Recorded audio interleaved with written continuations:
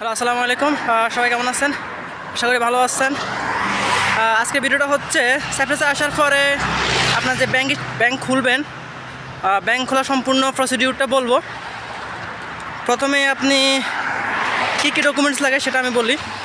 আপনার house agreement লাগবে, আপনার ব্লু পেপার দেখতে চাইবে, তারপর হচ্ছে যে আপনার পুলিশ ক্লিয়ারেন্স লাগবে, এবং আপনার ব্যাংকে জিজ্ঞেস করবে যে আপনি যে স্টুডেন্ট, আপনার খরচ চালাবে কে।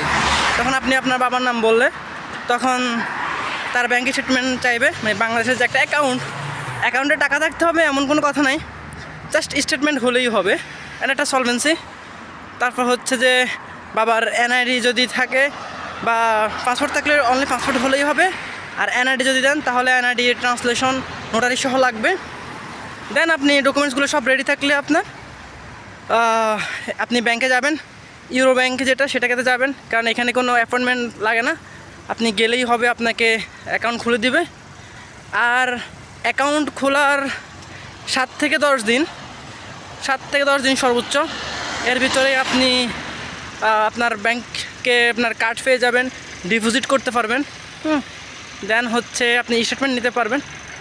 আমার 5 দিনের দিন মেসেজ আসছিল, তারপর আমি গেছি যায় কথা বলছিলাম। কথা বলার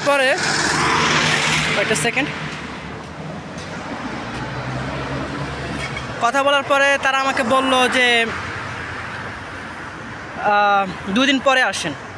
হ্যাঁ, তো আমি আসলে ওই যে কাজ ছিল, কাজের কারণে যাইতে পারি নাই, কারণ আসলে উইন্টারে কাজ গ্যাপ দেওয়া মানে অনেক বড় ক্ষতি, কারণ আপনার কাজের ফাঁকে যদি অন্য একজন ঢুকে পড়ে তাহলে আপনার ওই স্পেসটা আর পাবেন না।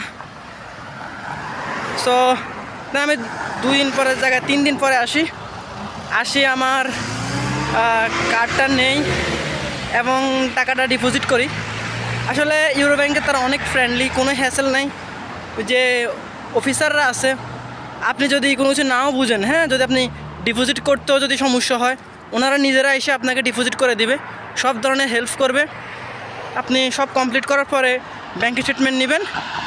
ব্যাংক স্টেটমেন্ট নেওয়ার পরে আপনার সব মেডিকেল যদি সব কমপ্লিট হয়, তারপর আপনি ভার্সিটিতে যাবেন, যে স্যার বা ম্যাম যে আছে ওনাদেরকে ডকুমেন্টসগুলো দেখাবেন, দেন আপনার মাইগ্রেশনের কাজ। তো এতটুকুই আজকের ভিডিও। যদি কোনো ইনফরমেশন লাগে বা কোনো কিছুতে সংশয় থাকেন অবশ্যই কমেন্ট করতে পারেন বা মেসেজ করতে পারেন, অ্যাজ ইউ উইশ। আমি চেষ্টা করব যে কোনো ইনফরমেশন দিয়ে হেল্প করার। ভালো থাকবেন সবাই, ধন্যবাদ।